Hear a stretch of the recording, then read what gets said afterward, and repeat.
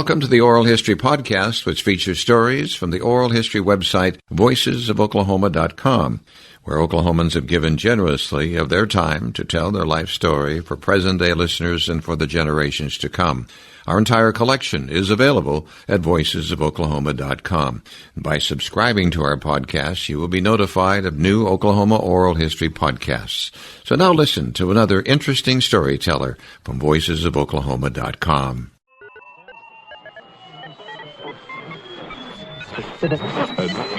Want to leave for Rock.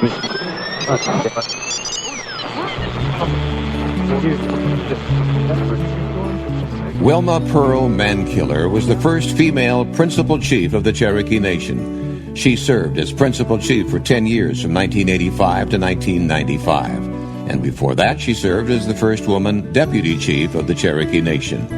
In this interview, you will hear Wilma talk about life events that motivated her to become active in Cherokee tribal affairs. The interview you're about to hear takes a wonderful glimpse into a meaningful and courageous woman's life. It is exceptionally unique as it is her story told in her own words. We encourage you to explore her work and become inspired by reading about her life and learning from this very accomplished woman. Please consult our For Further Reading section.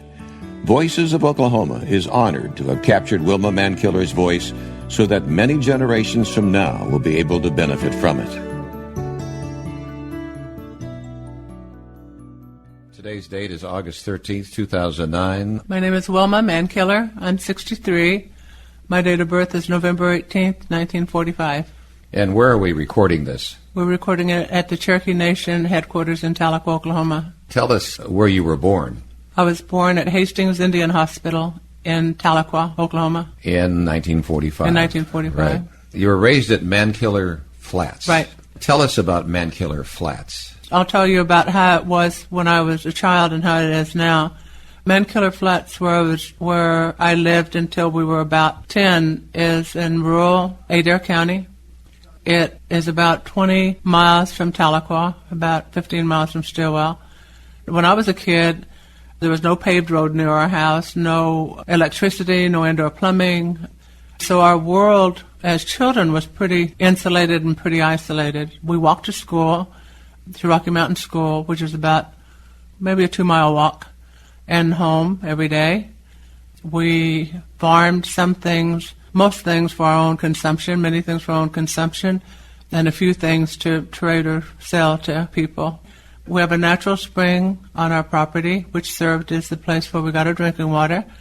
And we shared that spring with bobcats and mountain lions and wild pigs and other animals that would come through there. There were crawdads in it, though it was a freezing cold spring. So I lived there until I was 11, and then left to go to California, and then came back in 1976, and I've been there. So I've been there most of my life. This land, Mankiller Flats, it was allotted to your grandfather. It was allotted to my grandfather, right. Allotted. How did that come about? There were a whole series of federal policies and laws that the end result of which was Cherokee land that had been held in common by Cherokee people was allotted out in individual parcels, individual allotments of 160 acres per family. And my grandfather, John Mankiller, received 160 acres on the property where we now live, and we still live there. We have 100 acres of it. The name Mankiller, what is the background to the name? It really was a title. In Cherokee historical times, there was a central government, but a lot of the communities had a very strong local, decentralized government structure as well. And one of the titles for one of the leaders in one of these villages was called a mankiller. Or that's what it translates into English as mankiller. So when the census, I assume this is how this happened, when the census, United States government started taking census rolls of Cherokees, the guy with the title put down Mankiller as his name. And that's who we trace our ancestry back to. At that time, Cherokees only used one name. They didn't have a first name and a last name. Your parents' names? My mother's name, and she's still living and in very good health. Her name is Irene Sitton Mankiller, and my mother's Irish. And she lives still on the old place on Mankiller Flats, right up the road from me. My father's name was Charlie Mankiller. He was a full-blood Cherokee, and he died when he was 57 years old. You had brothers and sisters? Originally there were 11 of us, but I lost 2 of my brothers. So there are only 9 of us surviving. Only 9, that's quite a few. All 11 were being raised in Mankiller Flats? No, when we left here, all but 2 had been born. There were 9, and then 2 were born in California. My 2 youngest brothers were born in California. But even so, there yes, still a lot were of people. 10 or so in this house. It somehow worked. My father built the house. It seemed to work. We spent a lot of time outside. Without all the modern amenities that people have, it's constant work. People are constantly getting water. You're constantly washing things. You have to wash clothes by hand. You have to get wood. There were always things to do. So we grew up spending a lot of our time outside. I think that's one of the ways we became very close to the land, is just being outside and seeing it really as a wonderland. So when I think about my childhood, most of my memories are of being outside. So the house was 3-bedroom, 4-bedroom? Oh, no, it was, I'm not positive. I think it was 2 bedrooms and then an extra room that was used as a sleeping place, and then sort of a combination living room kitchen where the cook stove and the wood stove was. Outdoor plumbing? We had no plumbing. Outdoor, right. Yeah. Outdoor. Outdoor, right. We went outside. Yeah. And, of course, that's all you knew, so none of that was an issue. You just accepted life the way that was. And all our neighbors, Cherokee people and Caucasian people, it didn't matter what their race was. Everybody was in the same economic situation. There was one teacher who, in 1956, I think it was, had a television, but who didn't actually live in our community. He lived about maybe 3 or 4 miles away and had a television. But other than that, we were all in the same economic situation. Mankiller Flats is in? It's in rural Adair County. The reason it has been called Mankiller Flats by the old-timers is a lot of our family used to live there. But the community is also alternately called Rocky Mountain. When they built a new road for the road that goes by our house, they put on the sign Mankiller Flats / Rocky Mountain, so the community is alternately known as Rocky Mountain, or the larger community around us is Rocky Mountain community, and then our space where we all live is called Mankiller Flats. Is it after your name, Mankiller? Yes, it's after our family's name, yes. Because your father was a strong leader in the community? He was an honor? No, I think it's just because so many Mankillers lived there and up a hill kind of on a flat, and so people started saying, oh, that's up on the flat, on the Mankiller Flat. Okay. It's a good place to hunt. The Cherokees, of course, came on the Trail of Tears in 1838 and 39. Right. What were stories that you heard of the Trail of Tears? As a child, I never heard the complete story in its entirety the way I learned it as an adult. What I heard was little pieces of stories. I remember Mrs. Wolf said that pot came over on the Trail of Tears. I remember another fellow who didn't speak English hardly at all, who was always afraid he was going to lose his land. He thought there would be another Cherokee removal. And no matter how many times you told him that that wasn't going to happen again, he never felt secure. He always felt that he was going to be removed. So the other day I was trying to think, at what point did the last person who spoke to someone who came on the Trail of Tears, what year would that have been? So what year did we lose the last person in our family who actually spoke to someone who came on the Trail of Tears? It's a very interesting history. So they didn't talk a lot about it to you? No, they talked pieces, but no one sat down and said, this is the story, the entire story. So you knew about it because the information was around, but not in its totality, not in its entirety. You think they just thought it wasn't important enough to talk about, or it was a bad experience, obviously, for their heritage? Or maybe they just didn't catch the significance of it because they were so close to it? No, I think that people understood the significance of it, and I think that when the adults got together, they spoke about it, but I don't think as a family we ever sat down and talked about it. Then Tahlequah becomes the county seat of Cherokee County. Right. Was it through your people? What role did your family have? No, my family didn't directly have a role in the founding of Tahlequah, but the Cherokees founded Tahlequah as the capital of the Cherokee Nation.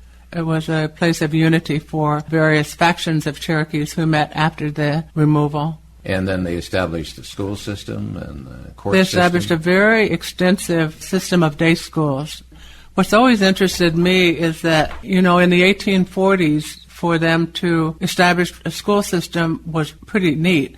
But then they established a school system for the higher education of women, which was a really radical idea for this part of the world at that time in history. And then the Cherokee tribal leaders didn't really know how to establish a school like that, so they sent emissaries off to Mount Holyoke and met with the women there. And at that time, they met with some of the women there and said, when you graduate, will you come back and help us with our school?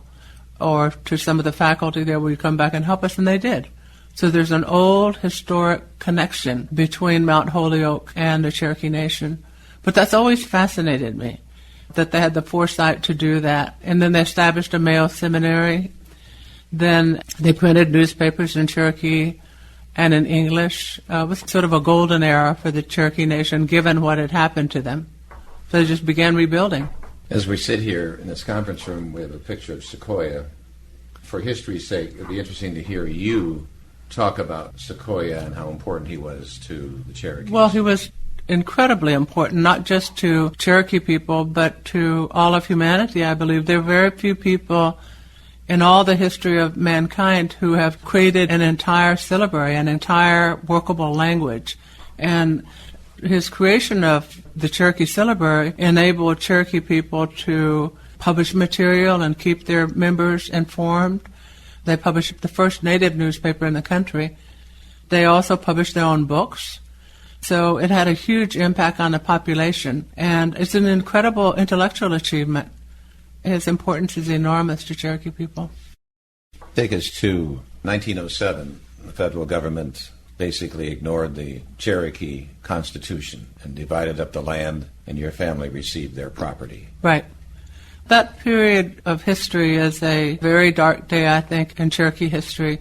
When Cherokee people were removed from our old homeland in the southeast to what was Indian territory, we were granted land and told we could live here uninterrupted forever.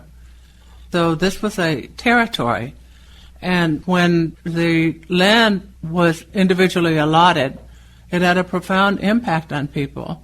Also, the federal government did everything it could to try to destroy the Cherokee Nation, but it didn't, and it came very close to it. But Cherokee people, during that long period from statehood to the 70s when we started electing our own chiefs again, met and never ever gave up the dream of having their own government again, of having some control over their own destiny again. It's really remarkable if you look at the spirit of Cherokee people. And Bill Keeler, who was CEO of Phillips Petroleum at the time, but also a Cherokee member, used his influence to help us earn the right to reelect our leaders again. So it was a very dark period of time.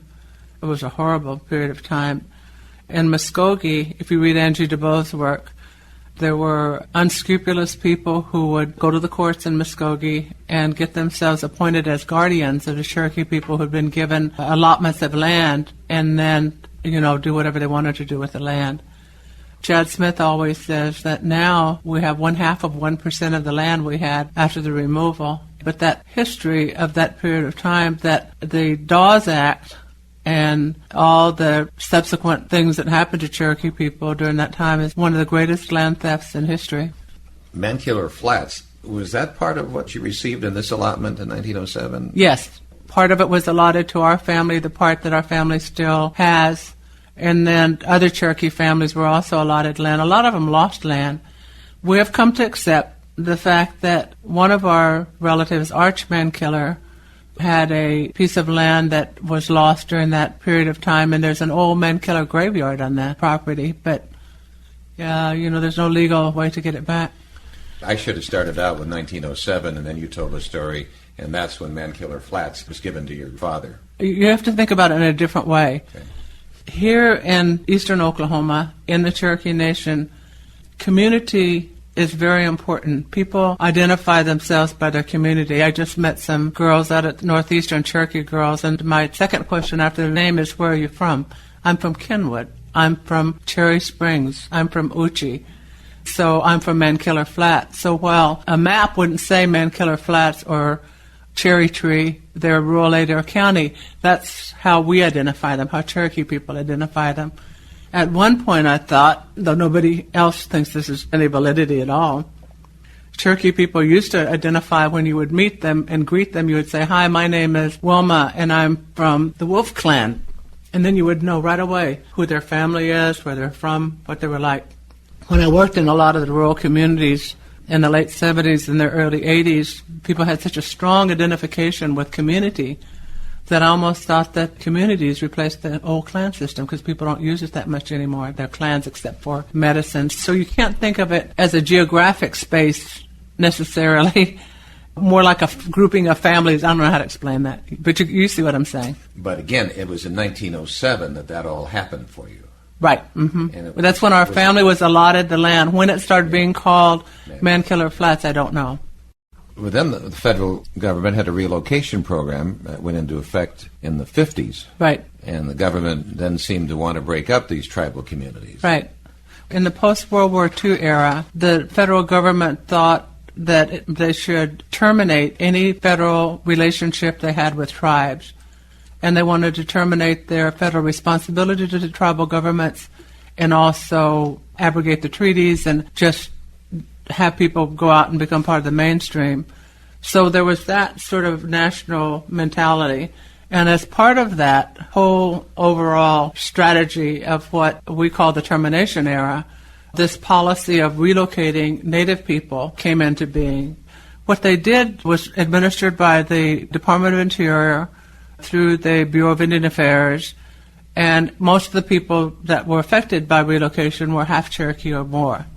What the federal government would do to entice people to participate in the relocation program was promise them a better life for the children, an education, a job for the adults. So it was called the Relocation and Employment Training Program. They would relocate people from places like our community and rural Navajo Nation and other places like that to Chicago or Los Angeles or Denver or Phoenix or San Francisco, places like that. Our better life, our first night in San Francisco was at an old hotel in San Francisco in the Tenderloin District, which is the red light district of San Francisco. If you try to think of getting on a train in rural Adair County in the late 1950s, it was like landing in Mars. And my mom, who's not Cherokee, was still a very rural person. And so the whole thing was as bewildering to her as it was to the children or the other families that participated in the program. But the better life for my family ended up with my father and my older brother getting a back-breaking job at a rope factory. And our family eventually ended up in a very rough housing project called Hunters Point in San Francisco. And so the better life that a lot of people were promised didn't turn out that way at all. It was a misguided federal policy. You were 10 years old, I believe. Right, right. What sort of education did you have up until 10 years old? I was in the 5th grade. I went to Rocky Mountain School. I don't know how many kids there were there, less than 50, I'm sure.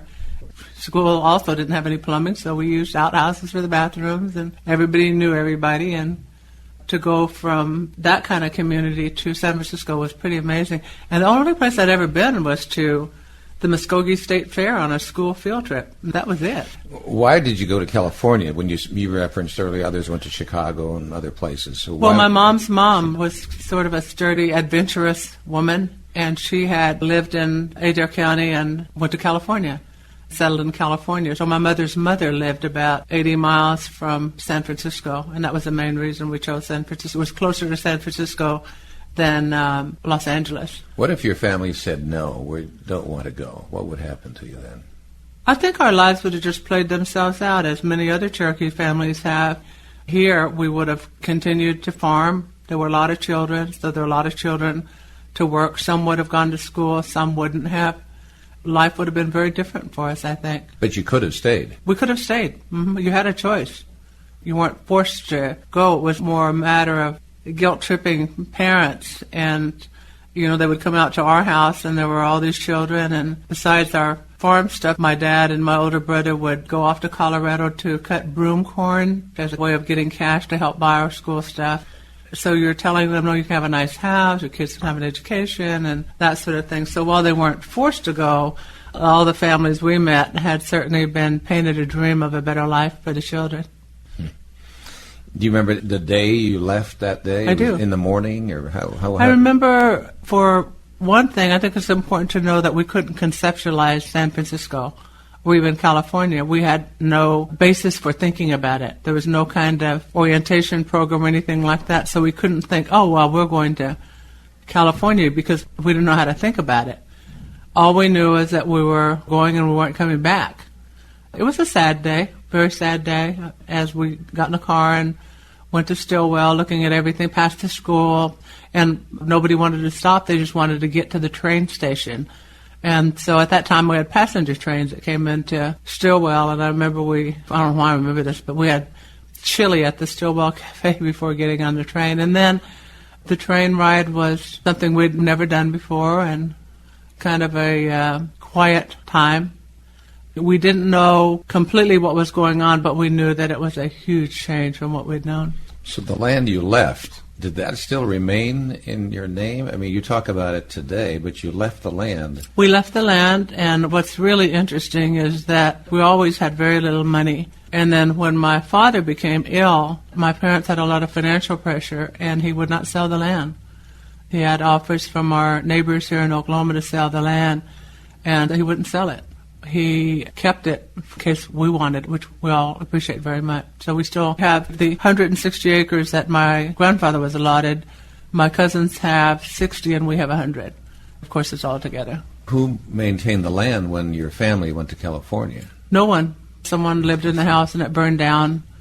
When we came home to stay, it had all grown up. People were using it as a great hunting place, so there were hunters riding around that we had to get rid of and that sort of thing. Mm-hmm.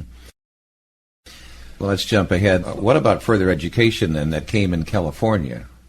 As you were a 10-year-old, you were in the 5th grade, but when you came to California, then you continued your education. It was radically different. In California, there are hundreds of students in the schools, and not like a little tiny school like ours. And so we all went to the public schools and went to junior high school and went to high school.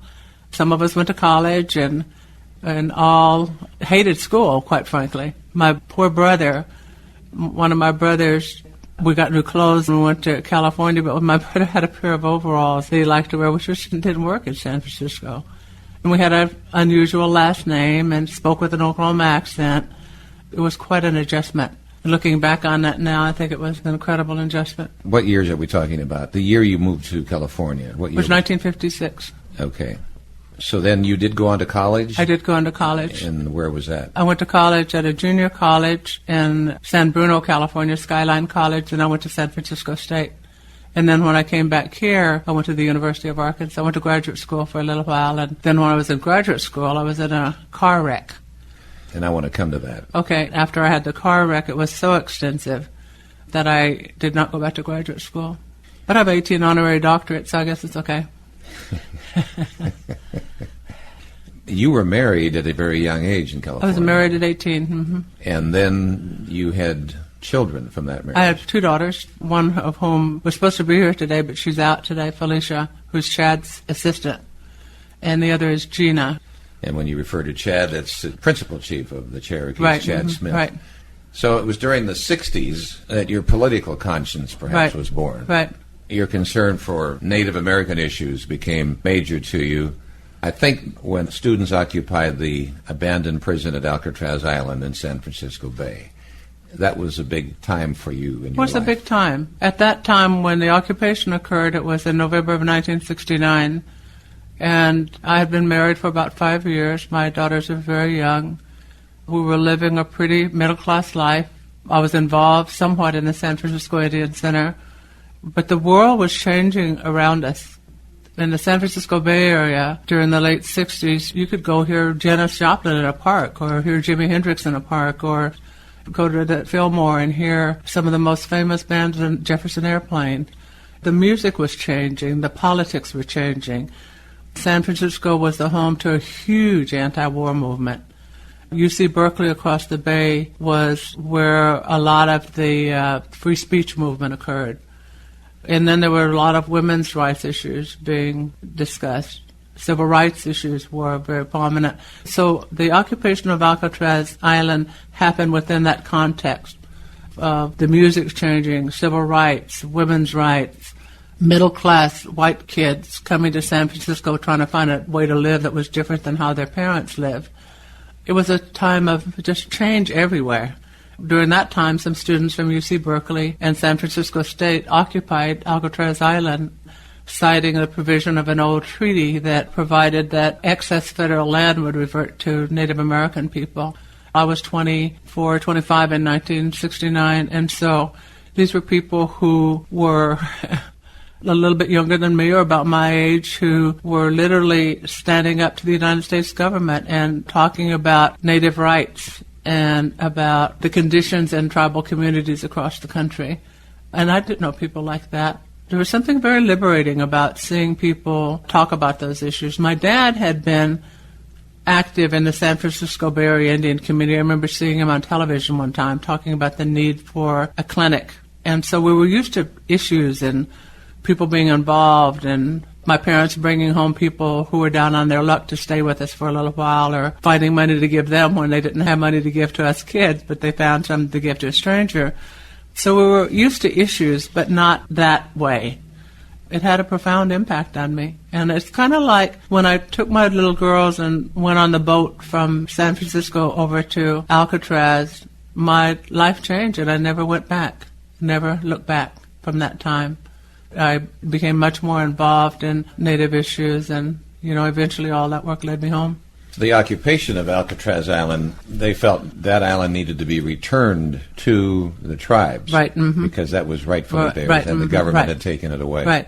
They had proposals. One proposal was to turn it into a museum, a Native American museum, tribute to the California Indians. There were lots of, ideas thrown around for the long-term use of the island. How did that come to an end? How was that resolved? Eventually people drifted away. A lot of the people who occupied Alcatraz Island, one of them lives here in Oklahoma in Okmulgee. Linda Arenado was one of the original students who went over on the boat. She's a doctor, a physician, and she was a student at UC Berkeley. So as time went on, the students went back to school and new people came. And as with any organization, some of the new people didn't have the same vision as the older people, and so the population dwindled. And then eventually the last few remaining people were removed by the federal marshals in 1972. Federal government didn't try to remove anybody in the height of this? No. So that had a defining mark in your life. So then you took on Native American issues, other issues, right, while living in California. Right. Some of those. Well, what's interesting, at this point in my life and thinking back, most everything I've ever done, I've done it because I was motivated by the issue. And so after Alcatraz, I was watching the news, and I saw a group of Indian people who reminded me of people here at home. And they were fighting to get their land back. And they were from the River Tribe in Northern California. So I called them up and said, I'm a volunteer. I'll help you do whatever you need to do to get your land back. And what they needed most was help at their legal office, so I learned to type real fast so I could help at their legal office.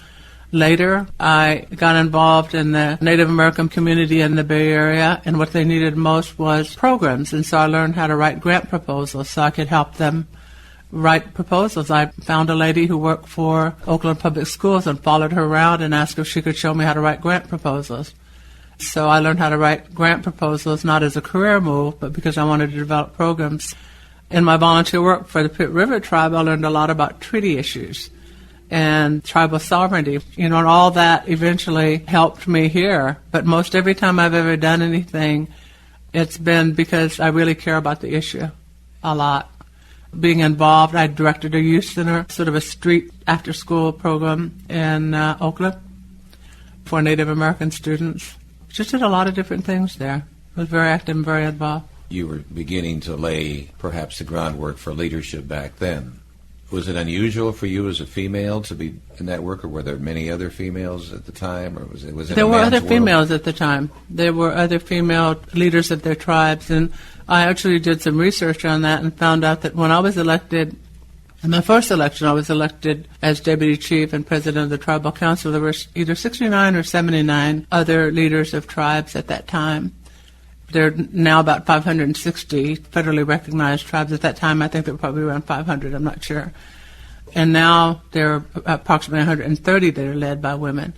So there were certainly other women leading tribal governments. And the things I did here at the tribe before I ran for office were not things traditionally that women did. I founded the Cherokee Nation Community Development Department, and we built water lines and built houses and that sort of thing. I think that's one of the reasons I got elected, because a lot of the rural men felt, okay, we're not sure about this, but she can get things done.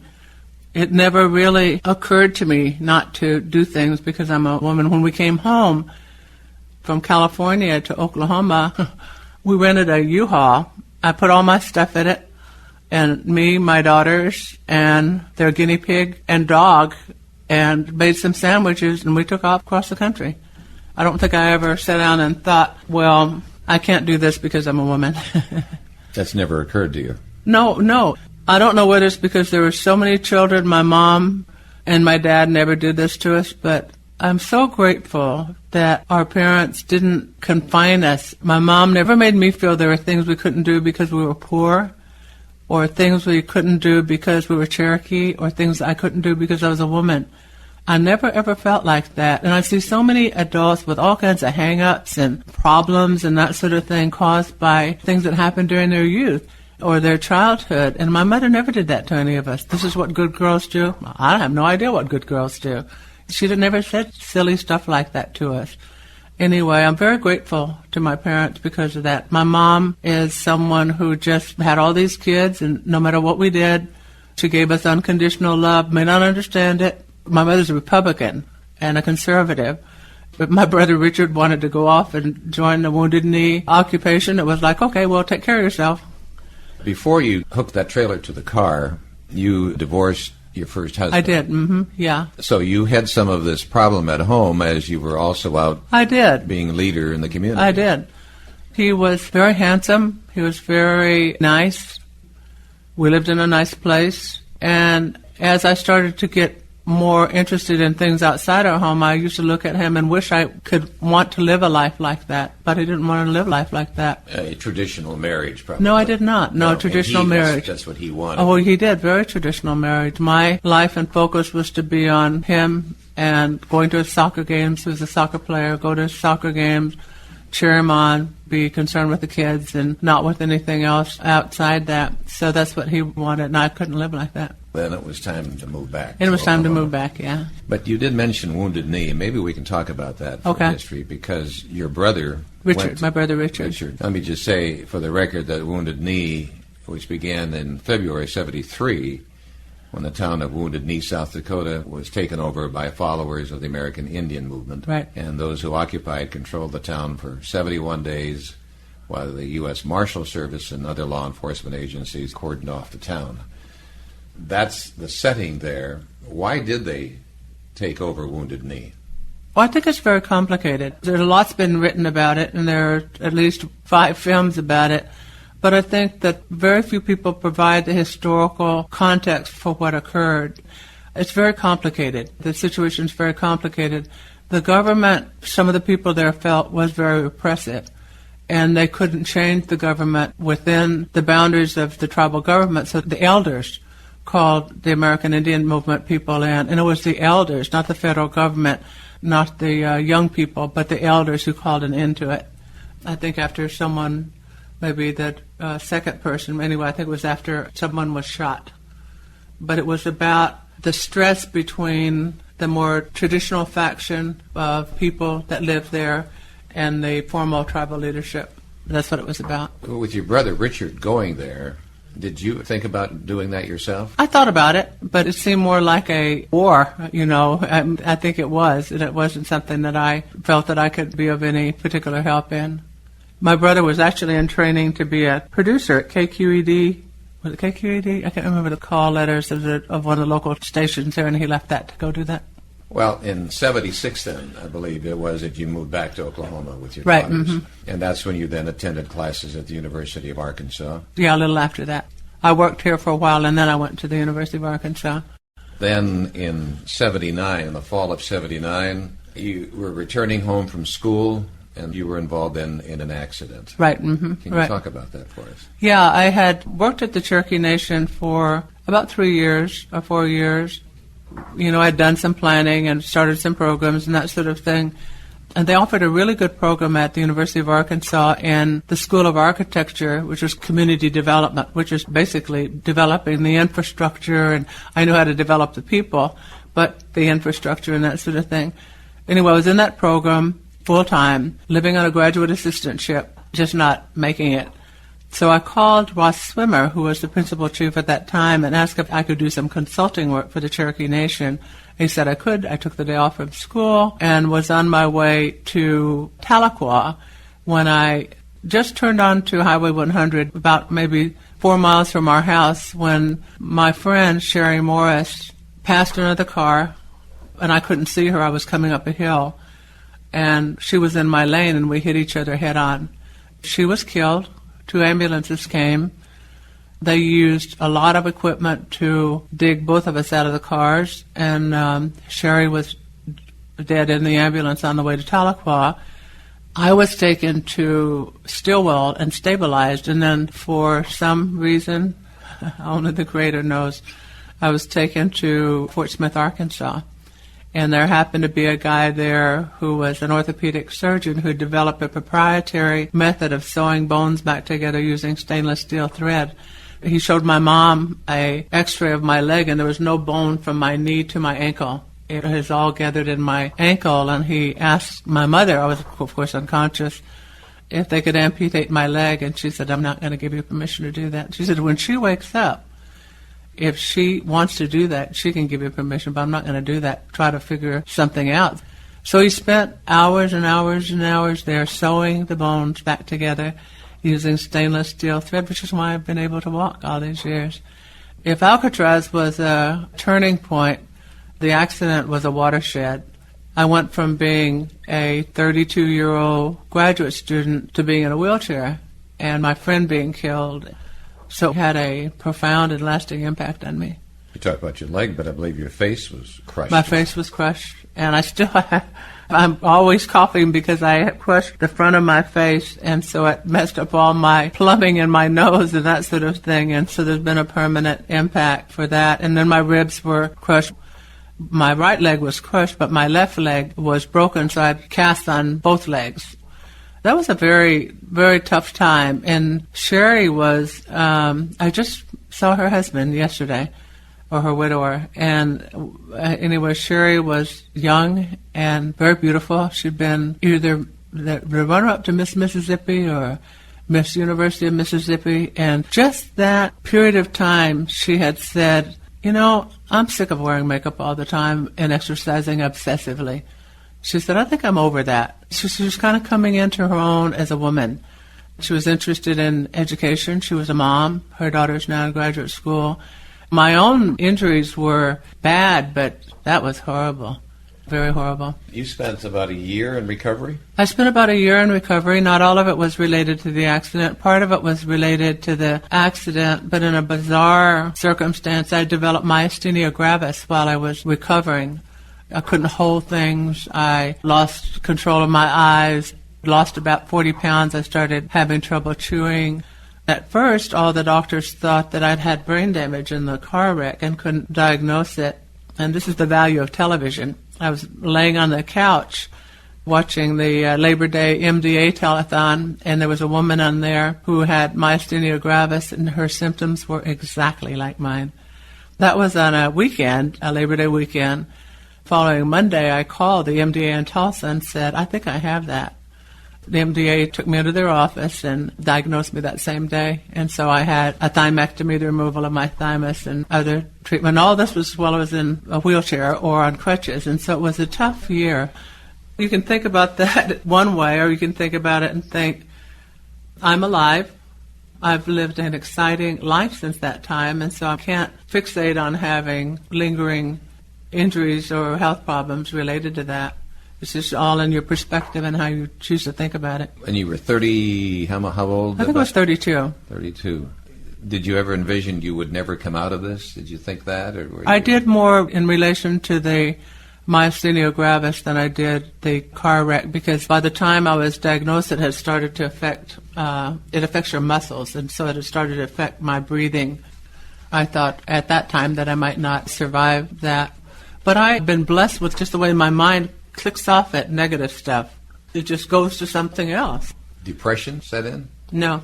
Because of that ability, apparently, to click off. Yeah. For some reason, I've thought most of my adult life that if you start focusing on all the things that are wrong in your work or your health or your marriage or your children or, the world, it's a slippery slope.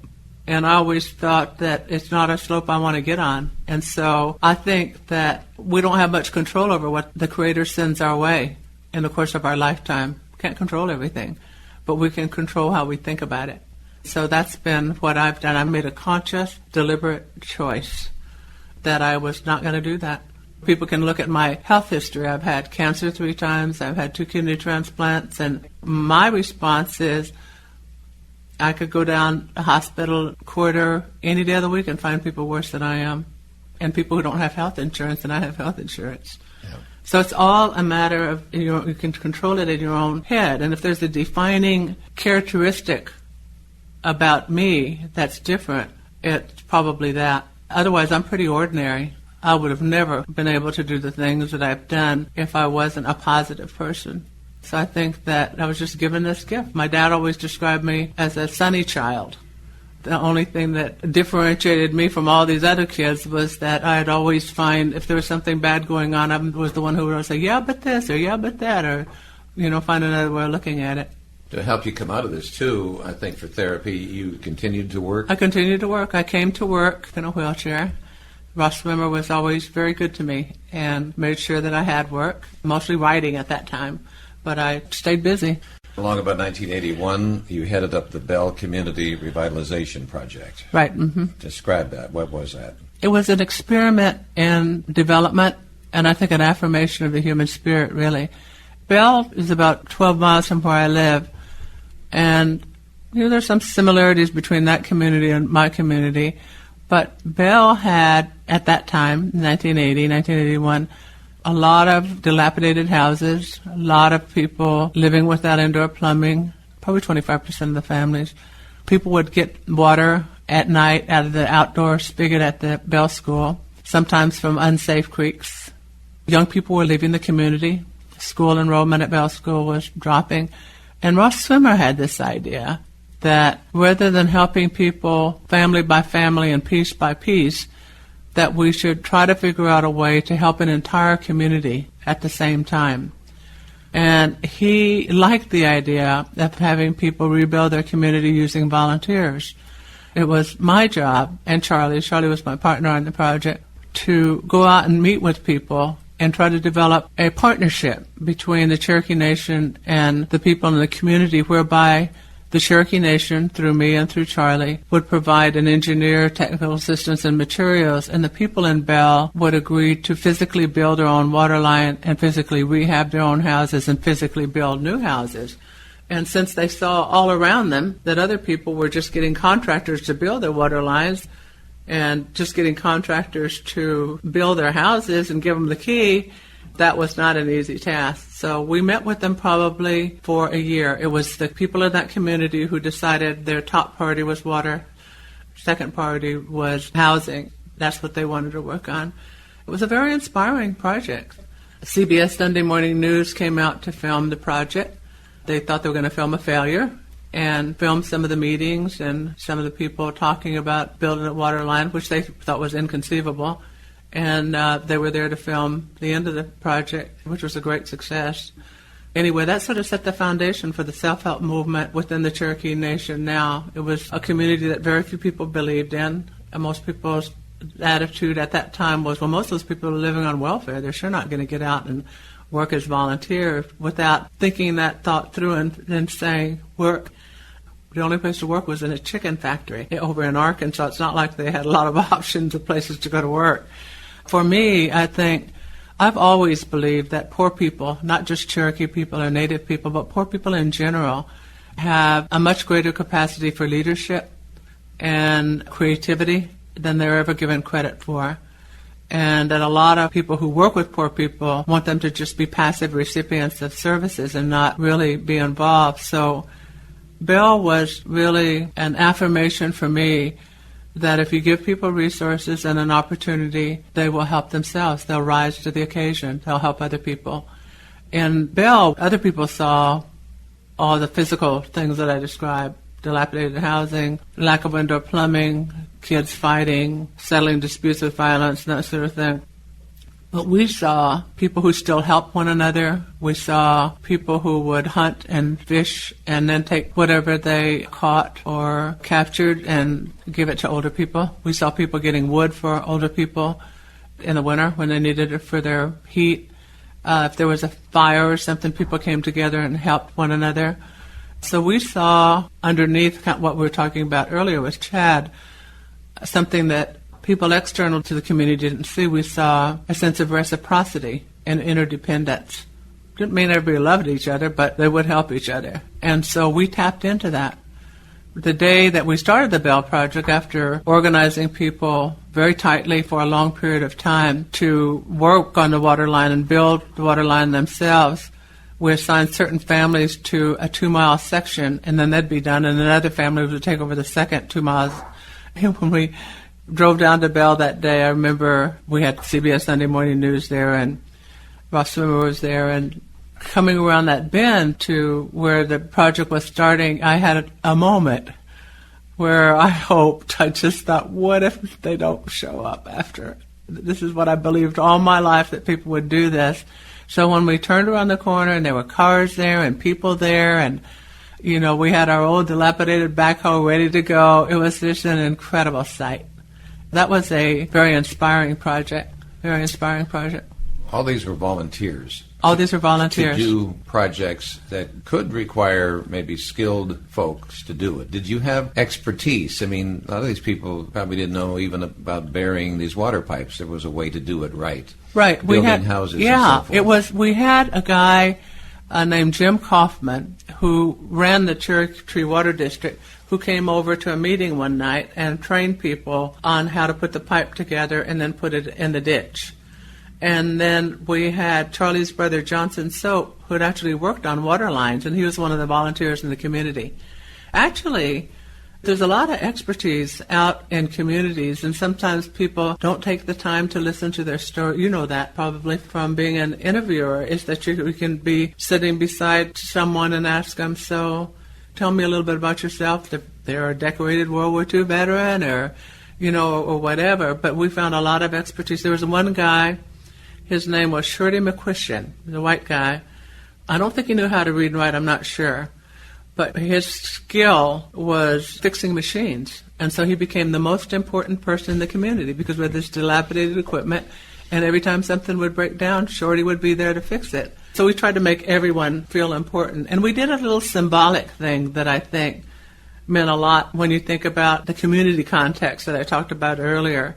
When we met in the community meeting, when people decided to volunteer after a long period of talking and that sort of thing, we had a list up on the board. We had flip charts all over, and people would literally go up and sign in front of the community, so they're making a public commitment. To that job. To their 2-mile section. So there was a lot of nuance. People think now that a lot of that had to do with my personality and Charlie's personality, and it had to do with having a very highly organized and very structured way of getting the volunteers to build a water line. Everybody knew exactly what they were to do, when they were to show up, when they were to finish, and what their role was. You referenced Charlie, who became a friend. You met him through the project? I met him through the project. And then he became an important part of your life. Right, he did, He was separated, and I was divorced, and we were both very happy being separated and divorced, and I think we kind of fell into a relationship. And married in 1985, and have been together ever since then. Charlie Soap, we're talking Charlie about. Soap, yeah. It must have been something to be friends, and it didn't dawn on you that they could develop into more of a relationship than that. Right. Either one day it occurred to you or to him first. I don't know how I think it occurred to him before it occurred to me. Because I remember asking one of my friends, she still teases me about that, I said, Charlie's asking me to go out. Do you think I should do that? And she said, are you crazy? Of course you should. But I remember asking her, do you think I should do that? I'm not sure about this. So she probably says, are you crazy? Because he's a very handsome man. She probably I don't know. The Bell Project became a model for other Native American tribes. Yeah, it did. It became a model for other Native American tribes, for other communities in this area. People all over the world have been interested in the proprietary methods of how you develop a community. And we've been thinking about developing a website that has the process of how you develop a community. Most people who start some community project or, something that they're interested in never goes anywhere. There's certain rules and things you need to do. And so we're thinking about putting that up in a rural, low-income community. Like I said earlier, one basic principle was everybody's important and there's a role for everybody. And it must have bonds today among people that go back to the Bell Community Project. Yes, there is. Yes, there is. It was such a long time ago. I think that people remember that fondly. They remember people working together. It caused people to trust their own thinking, to believe in themselves. It was an important project for them. You'd been friends of Ross Swimmer for some time at that point, and then he was the principal chief of the Right. Cherokee tribe. And then because of the way he observed you and your work, he asked you to run as deputy chief. Yes, he did. Talk about that. That first race, when I ran for deputy chief, looking back on it now, it was a very interesting time. Ross is a Republican. Ross was a banker. I came out of a social work, community organizing kind of background. I'm definitely a Democrat. And I think that what Ross and I shared is that we both believed in people. Anyway, when Ross asked me to run, I thought about it and, didn't want to do it at first. And then it occurred to me that I had spent a lot of my adult life trying to convince people in positions of power to support things that I believed in, and this would be an opportunity to allocate resources myself or do something myself. And I also remember, to this day, we were doing housing. I was director of community development at that time. And I remember a Cherokee family, living in a car. And they had a stove outside and clothes on a line outside. And I knew something about housing, so that had an impact on me. I could keep telling people you need to do something about housing, or I could do something myself. So I told him I would run. Ross had a rough time through that because most of the people who were running on his slate and his council opposed my running with him on their team. I would have been on their team, not just his team. And there was a lot of opposition to it. Because you were female? I think part of it's because I was female, and part of it was because of my work. I was running around rural communities talking about grassroots democracy and things like that, and I was fairly outspoken. So I think part of it was because of the fact I hadn't been home that long at that time, maybe 6 years. I had no political experience. I was a Democrat, and I was a woman. So I don't think it was just one thing. I think it was a lot of different factors. And so to Ross's credit, he said to the council that were running on his slate, it was a chief, deputy chief, and a tribal council all ran together as a team, and they all said if he didn't get rid of me, that they would not run with him. And he said, fine, then Wilma and I'll run on our own. I don't know what his private conversations were, but I know publicly he never wavered in his support of me ever. Life could have been real easy for him. Well, life could have been very easy for him. He could have chose any number of people that had served on the council and that sort of thing. And I asked Ross one day, he was going through lymphoma during that time. His deputy chief was running against him in that election, and I asked him, why do you want me to run with you? And I remember he was behind his desk, and he came over and sat by me in a chair by me, and he said, because you love what you're doing and you're honest with money. That's it. Wow. He's not a very profound person, but that was his whole thing. And so we always were an odd pair, but we got along, we respected one another, and Ross is the most secure male I know. So I could go out and do something that was opposite of what he believed, and that was fine.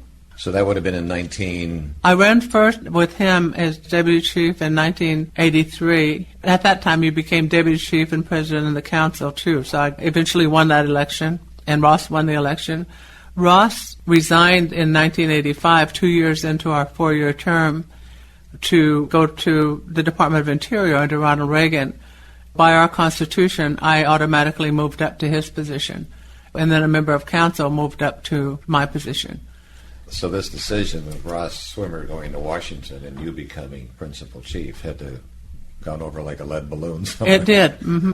I don't know whether you remember Lynn Howard, who worked here forever, but she was in public relations, and she has a photo of me being sworn in because I had to be sworn in the day he resigned, and he was in Washington. And then I was formally sworn in later, and I'm obviously crying. This is not something where I was saying, oh, good, he's gone, and now I'm chief. I was thinking, I am not ready for this. Yeah, you were 2 years into being a deputy chief. Yeah, I never served in political office before that. Beginning to feel a little right, comfortable absolutely. With that. When Ross left, he left me with his staff and his counsel. Over time, I developed a relationship of trust with them, but it took some doing. Were you the first principal female chief of any tribe in the United States? No, only of the Cherokee Nation. No, there were other chiefs of other tribes when I was elected. Okay. But you were in this man's world here, right, in the Cherokee Nation. So talk about the resistance, the struggle, maybe death threats, those type of things. Most of that occurred during the first election of the deputy chief, the real strong opposition to me. When you look back on it now, it's actually funny. We would drive from Stillwell to Tahlequah, and there would be a Wilma Mankiller sign, and someone who would have painted out my name. So a lot of the sentiment was not toward him, toward me.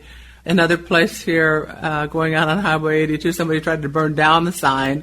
So some of it was just stupid stuff. One night we came back from a meeting, and I'd left my car in Stillwell. The tires were slashed on my car.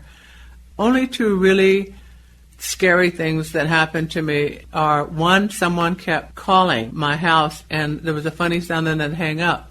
And Charlie listened one time, and it was the sound of a gun. So someone was doing that, and that was pretty scary. And then another thing, which sounds innocent, you'd have to be there to understand how weird it was, but I was in a parade. This is after Ross left, I think. I'm not positive. And I looked. Something caused me to look to the right, and there was a guy standing against the wall doing a gun thing, shooting me with his finger. But it was the way he looked that was chilling. So it was just an interesting time. I think I'm pretty thick-skinned and don't dwell a lot on personal attacks or anything like that, but I think the most difficult time for me as a woman was that first time when I was out running for deputy chief, and people just thought, I remember someone said I didn't have a snowball's chance, and just stupid things like that were very hurtful. The conventional wisdom was that there was no way I could win. So and then I won 3 times, 4-year elections. As the public then reacts to you, then you had to sit down as principal chief of the tribal council.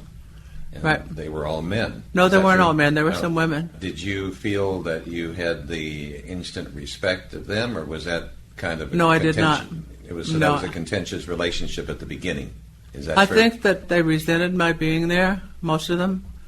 And I think they were determined to give me a hard time in the beginning, probably the first 2 or 3 years. I just stayed very level in thinking, maybe from living in a housing project, but I was good street smarts. And so I could anticipate a problem before it occurred and always handle it diplomatically. And so they got the picture that they weren't going to rattle me after what I'd been through. There wasn't a whole lot that was going to rattle me, wasn't going to rattle me. So I just stayed steady. I stayed steady and kept focusing on the work. And I think we finally developed a relationship then, but I don't think they respected me at first. Is that because you were a female? I think that that's only part of it. People focus on that alone, and I think that's certainly a big part of it. But I also think it was because I was different. You were an activist. I was an activist, and because of my politics, and because, I just, and I hadn't paid my dues.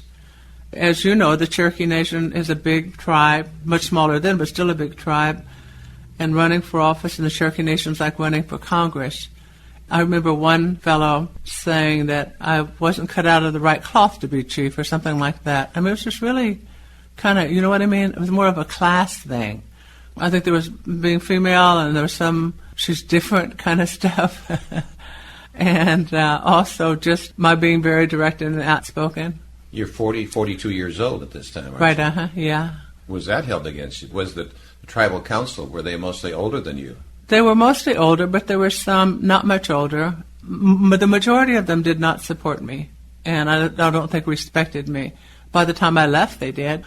But that first, I remember asking Ross, which seems really stupid now, but I remember asking Ross when they first resisted me so much, should I send up a copy of my resume so I can see some of the things I've done? This was politics. So my resume was not going to make much difference to any of them. But I'm not a very divisive person. I don't believe in solving problems in a divisive way, so I just stayed steady, was respectful to everybody no matter how they treated me, tried to keep them involved and tried to be diplomatic, and we eventually managed to get along.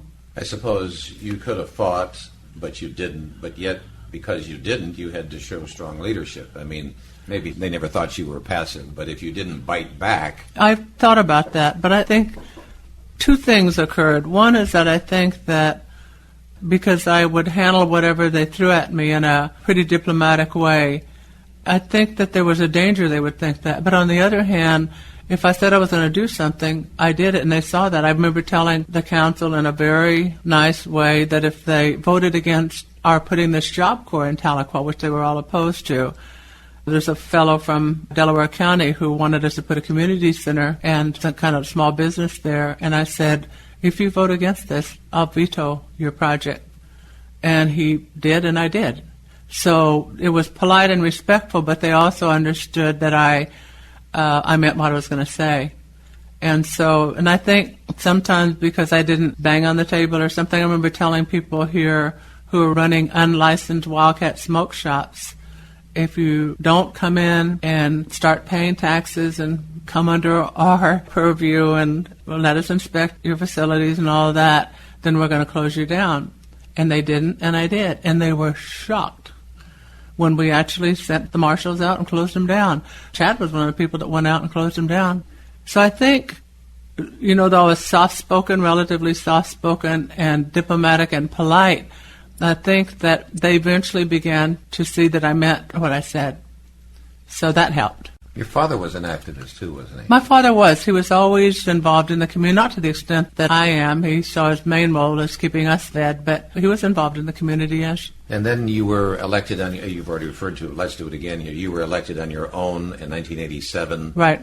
And then re-elected for 3 terms, was it? It was re-elected in 87 and then in 91. And then I didn't run in the 95 election. And by a healthy margins, too. A healthy margin, yeah. You proved yourself. Yeah. Accomplishments that you were most proud of or were the most effective as you were chief? I think probably being able to facilitate a group of health professionals. First of all, I never did anything by myself. Anything that I've ever done in my life has been with a team. I think the fact that we were able to set out a plan over a decade, say we're going to build freestanding health clinics, develop a prevention program, and then actually stay focused on that and get it done. That sounds, not that exciting, but at that time we had no gaming money. So we just had to figure out how to work with the Indian Health Service and the Congress to get things built.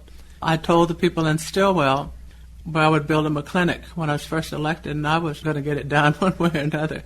So we built a clinic in Stillwell and Sallisaw. And by the time I left, we bought a hospital in Jay, turned it into a clinic, and started building another clinic.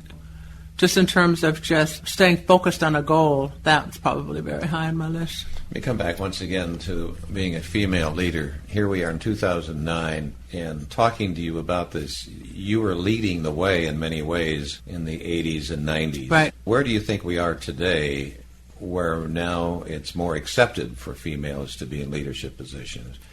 Are we still behind in that area?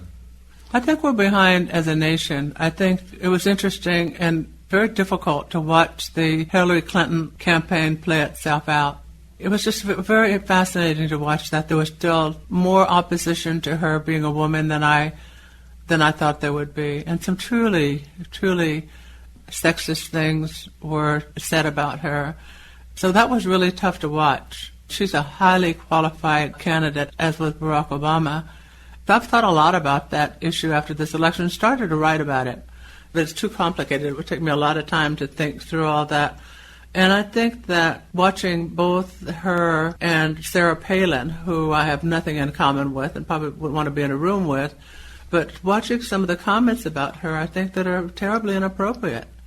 So watching both those things, I think, has been very, very difficult. And so I have to think about that, think about where we are. And one of the things I'm interested in is women's leadership, whether there's a different way women lead, just women's leadership in general. So I'll actually be thinking about that issue some. And no matter how sophisticated we are, Maybe the media just switches and they just almost like they can't help themselves. They treat a woman differently. Yeah, they do.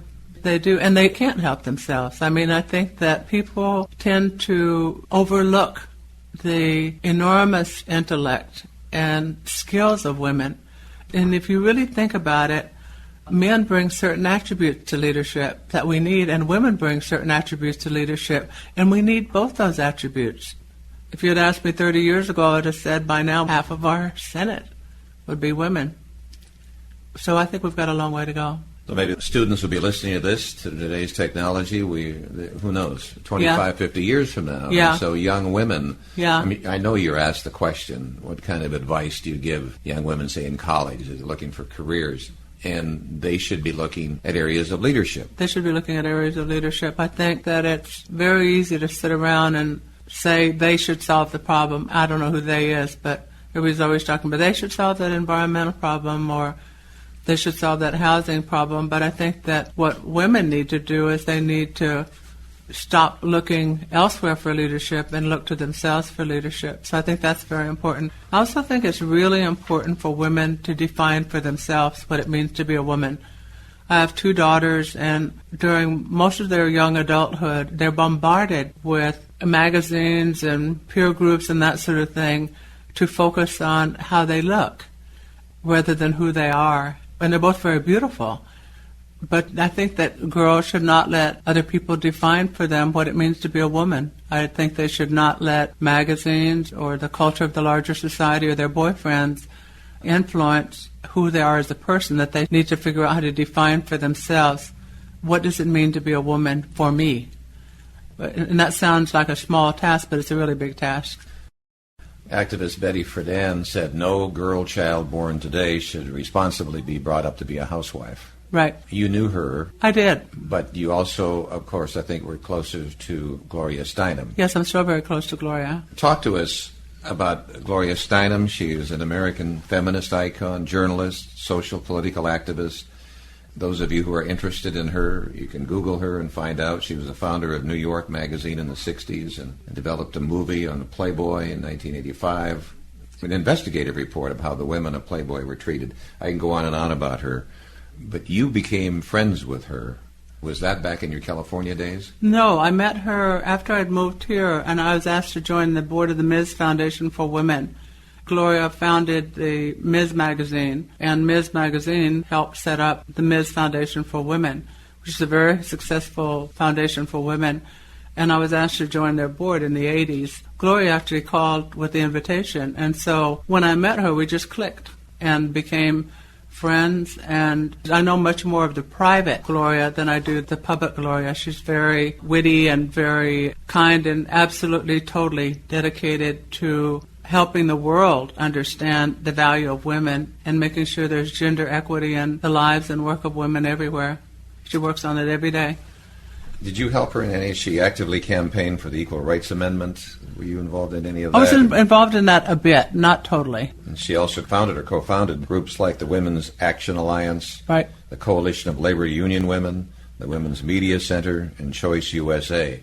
Women's Political Caucus, lots of different things. She's just a whirling dervish. And she's 75 now and hasn't slowed down a bit. Big age difference here. I'm 63 and she's 75, right. Yeah. Gloria was married at our house in rural Adair County when she married very late in life. Interesting story, again, about your physical condition here. You had a physical setback as you were chief. You needed a kidney transplant. I did, yeah. And who gave you a kidney? My brother Don gave me a kidney. Gloria found my doctor in Boston. He was a transplant surgeon that had helped her friend get a transplant. I kept getting sicker and didn't like the people I was seeing, so she said, you need to go see this guy. Very prominent, sort of grandfather of kidney transplantation, and so she called him and I went down there. When I had my transplant, she came down. When I was treated for lymphoma, she came down and brought bright red things to decorate my room and called doctors and convinced me I needed to see people from the Harvard Mind-Body Institute, and she would sometimes just sit with me when I was sick. I remember eating Hershey Kisses and watching Helen Mirren movies with her. We had a big thing of Hershey Kisses. She doesn't eat sugar, and I don't eat much sugar, but we did that day. So in your relatively young life here, Yeah. I mean, I don't know if it's 4 or 5 major health issues that you've had in your life. Right. Still active and moving ahead, and you're to be admired, not just that you're a female leader, but that you've overcome those issues as you progressed. Right. And I guess you've explained it earlier. You were able to mentally Absolutely. It's all in perspective. It's all in perspective. It's just a matter of, I feel so blessed to be alive, genuinely. And it's kind of a cliche, but I feel so happy, so fortunate to be alive that I'm not going to complain about challenges that I have because I'm here and able to enjoy life. It's just a matter of the way you think about it. Your nation, the Cherokee Nation. Right. And do you see a future? Have you visioned them 25, 50 years from now, what you see for them? Is it vastly different from what it is now, or any comment on that? I think that when I think of the Cherokee Nation, I don't think of the government necessarily or the structures or the institutions, but I think of the people. And my thought is that if Cherokee people have survived such unspeakable tragedy over and over and over again throughout history, and they've managed to pick themselves up and keep moving forward and keep their vision fixed on the future, then I think future generations will do that. A simpler way of saying that is, if you want to see our future, look at our past. If we survived all that and we're still standing, and 2009 will be different 25 or 50 years from now. We're different than we were 25 or 50 years ago, but we'll still be here. Thank you so You're much welcome. for this time. This You're was welcome. very good.